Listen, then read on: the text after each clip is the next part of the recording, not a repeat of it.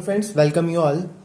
आज हम इस वीडियो में कॉस्ट की टाइप्स के बारे में पढ़ेंगे। प्रीवियस वीडियो में हमने फिक्स्ड कॉस्ट और वेरिएबल कॉस्ट इन दोनों के बारे में चर्चा की थी। अगर आपने वो वीडियो नहीं देखी है तो पहले आप इन दोनों को समझने के लिए वो वीडियो देख लो।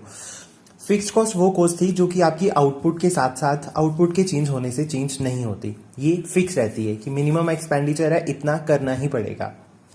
वेरिएबल कॉस्ट जो आउटपुट के साथ चेंज होती है। अगर आपको आउटपुट ज्यादा चाहिए तो वेरिएबल कॉस्ट भी ज्यादा आएगी। फॉर एग्जांपल, अगर आपको प्रोडक्शन ज्यादा करना है तो उस प्रोडक्शन के लिए जिस भी चीज का आप प्रोडक्शन कर रहे हो तो रॉ मटेरियल भी चाहिए, लेबर भी चाहिए, तो इनका खर्चा भी बढ़ेगा जैसे जैसे आप इनका प्रोडक्शन इंक्रीज करोगे। ये आपका वेरिएबल कॉस्ट। थर्ड है आपका मार्जिनल कॉस्ट। मार्जिनल मीन्स एक एक्स्ट्रा यूनिट। तो मार्जिनल कॉस्ट मीन्स अगर आप एक एक्स्ट्रा यूनिट प्रोड्यूस कर रहे हो तो उस पे कितना खर्चा आता है एक एक्स्ट्रा यूनिट प्रोड्यूस करने में। फॉर एग्जाम्पल, हम 2 यूनिट प्रोड्यूस कर रहे थे तो हमारा कितना टोटल कॉस्ट आ रहा था 2000। थर्ड यूनिट प्रोड्यूस किया तो उतना उस पे कितना कॉस्ट आया हमारा 2250। इन दोनों का जो डिफरेंस है थर्ड पॉइंट पे वही क्या आएगा आपका, वही आएगा आपका मार्जिनल कॉस्ट। ठीक है, 2 यूनिट जब हम प्रोड्यूस कर रहे थे तो हमारा कितना एक्सपेंडिचर, कितना कॉस्ट आ रहा था 2000। थर्ड यूनिट देखो, फर्स्ट यूनिट हमने प्रोड्यूस किया, इस पे हमारा खर्चा आया 1500। सेकेंड यूनिट हमने प्रोड्यूस किया, इस पे खर्चा आया हमारा 2000। थर्ड यूनिट प्रोड्यूस किया, इस पे खर्चा आया 2250। जब हम मार्जिनल प्रोडक्ट निकालेंगे तो मार्जिनल प्रोडक्ट फर्स्ट का सेम ही रहेगा। क्यों? क्योंकि इसमें से हमने प्रीवियस वैल्यू को माइनस करना होता है। जब हमने इसमें प्रोडक्शन फंक्शन में फॉर्मूला किया था एमपी का, तो प्रोडक्शन फंक्शन में क्या था कि TP N minus TP N minus 1, उससे प्रीवियस वैल्यू हमने माइनस करनी है। इसी तरह कॉस्ट में है कि फर्स्ट में तो सेम रहेगी 1500 माइनस 0 1500, ठीक है, मार्जिनल कॉस्ट। सेकंड में अगर सेकंड पॉइंट पे निकालना है तो 2000 माइनस 1500 500 आ जाएगा। थर्ड पॉइंट पे निकालेंगे तो 2250 माइनस 2000, तो यहां पे मार्जिनल कॉस्ट कितना आएगा आपका 250। ठीक है, ऐसे निकालते हैं मार्जिनल कॉस्ट। नेक्स्ट आपका accounting cost. Accounting cost and explicit cost. अगर अकाउंटिंग कॉस्ट आए या एक्सप्लिसिट कॉस्ट आए, इसका जो मीनिंग है वो सेम ही है।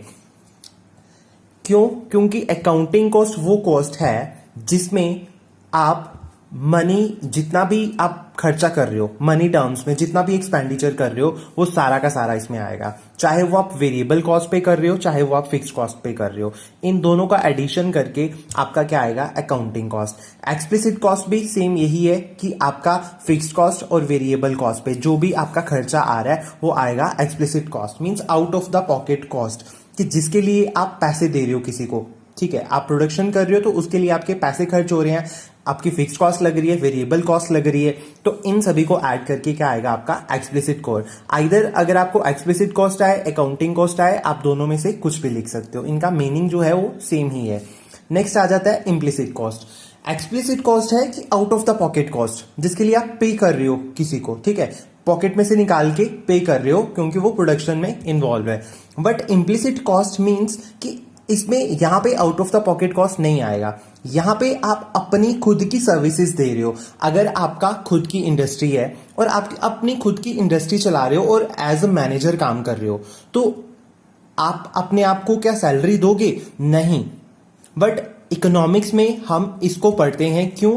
कॉस्ट बेनिफिट एनालिसिस के लिए, डिसीजंस मेकिंग के लिए हमें इम्प्लिसिट कॉस्ट को भी पढ़ना पड़ता है कि अगर हम खुद इन्वॉल्व हैं, हम सैलरी तो नहीं ले रहे, इसलिए ये इम्प्लिसिट कॉस्ट है। बट अगर हम किसी और को हायर करें तो उसको तो सैलरी देनी पड़ेगी ना, 50,000 60,000 1 लाख, उसको सैलरी देनी पड़ेगी ना। तो इसलिए हम इम्प्लिसिट कॉस्ट है कि जो सामने नहीं दिखती है, बट एज जैसे मैं अपनी कंपनी में खुद ही काम कर रहा हूं, है ना, तो मैं काम तो खुद कर रहा हूं, बट उसके लिए मैं कुछ एक्स्ट्रा नहीं ले रहा, कि एज अ सैलरी नहीं ले रहा, वो पैसे मेरे हैं, मेरे ही रहेंगे, बट मैं उसको बुक्स ऑफ अकाउंट में नहीं लिखता, इसलिए ये इम्प्लिसिट कॉस्ट है। अगर हम explicit cost and implicit cost in दोनों को ऐड कर दें तो वो आपकी बन जाती है इकोनॉमिक कॉस्ट। इकोनॉमिक कॉस्ट के बेसिस पे ही सारे के सारे इकोनॉमिक डिसीजंस लिए जाते हैं कि कॉस्ट एंड बेनिफिट एनालिसिस जब किया जाता है तो इकोनॉमिक कॉस्ट को ही देखा जाता है, जिसमें एक्सप्लिसिट कॉस्ट के साथ साथ इम्प्लिसिट कॉस्ट भी देखी जाती है। अब नेक्स्ट है आपका short run cost. Short run cost means हमने शॉर्ट रन प्रोडक्शन फंक्शन में भी देखा था कि शॉर्ट रन ऐसा पीरियड है जहां पे आपका फिक्स्ड कॉस्ट भी आएगा एंड वेरिएबल कॉस्ट भी आएगा।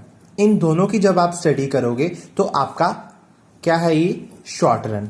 बट जब आप सिर्फ और सिर्फ वेरिएबल कॉस्ट की बात करोगे, ठीक है, चाहे ये टोटल वेरिएबल कॉस्ट हो, average variable, marginal variable, total की बात हो तो लॉन्ग रन कॉस्ट है। बट जब इन दोनों की बात हो, fixed, either fixed variable cost या फिक्स्ड इधर भी हम बोल सकते हैं कि एवरेज वेरिएबल कॉस्ट, जब हम एवरेज या मार्जिनल की बात करें, इन दोनों फिक्स्ड की भी और वेरिएबल की भी, तो हमारे पास शॉर्ट रन है। जब हम लॉन्ग रन की बात करें तो सिर्फ और सिर्फ यहाँ पे हम वेरिएबल की ही स्टडी करते हैं, वेरिएबल कॉस्ट की ही स्टडी करते हैं। नेक्स्ट है आपका अपॉर्चुनिटी कॉस्ट। अपॉर्चुनिटी कॉस्ट है आपका, opportunity cost is the next best alternative foregone. Means इसको हम एग्जाम्पल के थ्रू समझते हैं। लेट सपोज आपके पास लैंड है, इस लैंड पे या तो आप वीट का प्रोडक्शन कर सकते हो या फिर राइस का। अगर आप वीट का प्रोडक्शन करते हो तो आपको इस पे 10 लाख, ठीक है, 10 लाख का प्रोडक्शन होता है यहाँ पे। और राइस का प्रोडक्शन करते हो तो आपको 10 लाख का यहाँ पे प्रोडक्शन होता है आपका, ठीक है। तो आपको देखो यहाँ पे आप किसका प्रोडक्शन करोगे, एक रैशनल डिसीजन आप क्या लोगे, ठीक है। अगर आप एक रैशनल थिंकिंग रखते हो तो आप वीट का प्रोडक्शन करोगे कि राइस का। ऑब्वियसली हम वीट का प्रोडक्शन करेंगे, हम वीट का प्रोडक्शन करेंगे सो दैट हमें कितने पैसे मिलेंगे, हम 10 लाख रुपीज हमें मिलेंगे।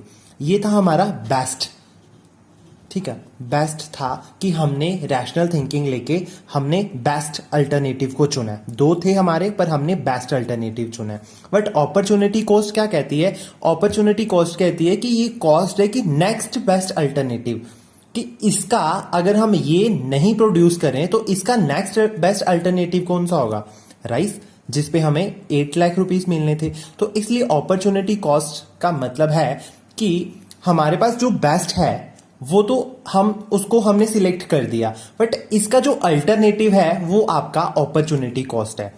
राइस क्या है आपका, अपॉर्चुनिटी कॉस्ट। मींस आपके जो 8 लाख हैं ये कहलाते हैं आपके अपॉर्चुनिटी कॉस्ट। मींस कि जो हमने सिलेक्ट कर लिया वो तो हमारा रैशनल थिंकिंग के अकॉर्डिंगली हमने उसको प्रोड्यूस कर लिया।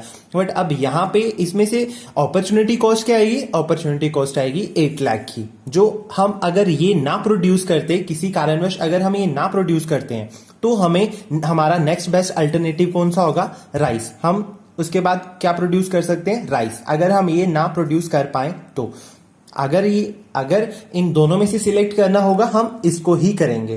बट अपॉर्चुनिटी कॉस्ट के बारे में बोला जाता है तो वो इसका नेक्स्ट बेस्ट अल्टरनेटिव जो कि यहां पे राइस है। ये था आपका अपॉर्चुनिटी कॉस्ट। नेक्स्ट है आपका संक कॉस्ट। संक कॉस्ट वो कॉस्ट है जिसको रिकवर नहीं किया